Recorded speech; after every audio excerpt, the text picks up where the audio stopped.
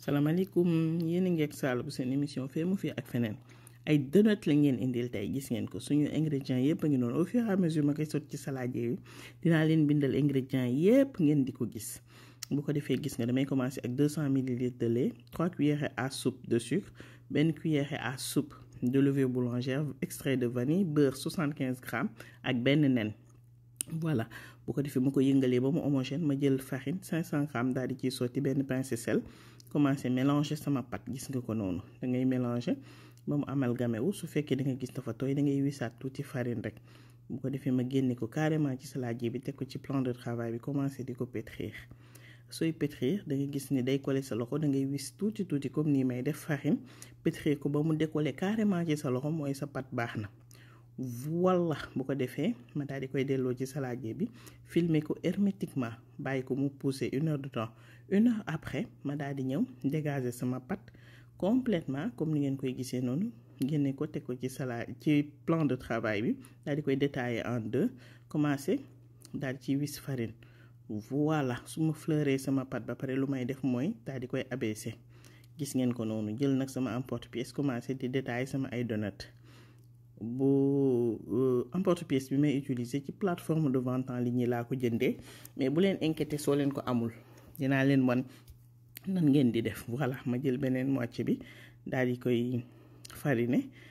étaler ko voilà comme nu ngeen koy gisee noonu daal di jël kaas bu rond rek gis nga ko daal di koy détailler trop facile kaas bu rond moom ñëpp ko am jël kubéeru bouteille gis nga daal di samp ci digg bi. Voilà ñu am suñu ay donut c'est tout aussi facile mi ngi noonu voilà daal di koy teg nag ci ay papier surfrisé voilà pour mu neex a saaf ñu teg mu pousser benn 30 minutes ñu daal di ñëw nag commencer saaf gis nga papier surfrisé bi ngay yëkkati rek daal di def beignet bi comme ça loolu dafay tax le fait que nga bàyyi ko mu pousser boo utiliser papier surfrisé bi day tax du dégonfler voilà gis nga ko noonu ñu saaf ko saaf bu doore gaz bi sensul foorul comme ça diwlin bi du sens trop comme ça suñu beignet day ñor convenablement voilà buñ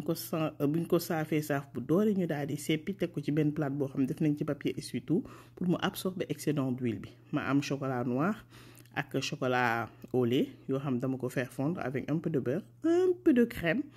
voilà daal di ñëw tremper ko ci jël sama décoration yi gis nga grande surface yi lay jaay daal di koy wis yéen décorer leen comme nu mu leen neexee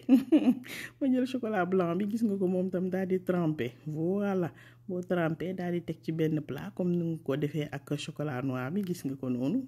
voilà ma jël li des ci chocolat blanc bi laal ci tuuti colorant bleu laa def bu ma wër rose bi ba sooni gisuma ko ma mujjee def bleu bi may mu ne naa ma ndax bleu ciel la wala bleu mer ma ne ko loolu abonné yee ñu koy wax ay ca mi ngi noonu gis ngeen ko suñu ay donut pare na ñu daal di def suñu ay décoration mu nice ba dee mais lu mu nice rek mes amours neex na ko voilà gis ngeen ko lii lañ leen indiloon j'espère que liñ leen indil neex na leen bu leen fàtte abonné aimer partager soo leen amee ay questions ci commentaire yi la abonné beeg aimer beeg partager bi nag loo leen ci def rek doyul may remercier bu baax Maimouna Ndiaye ak Ngati Mbengue merci d'avoir suivi.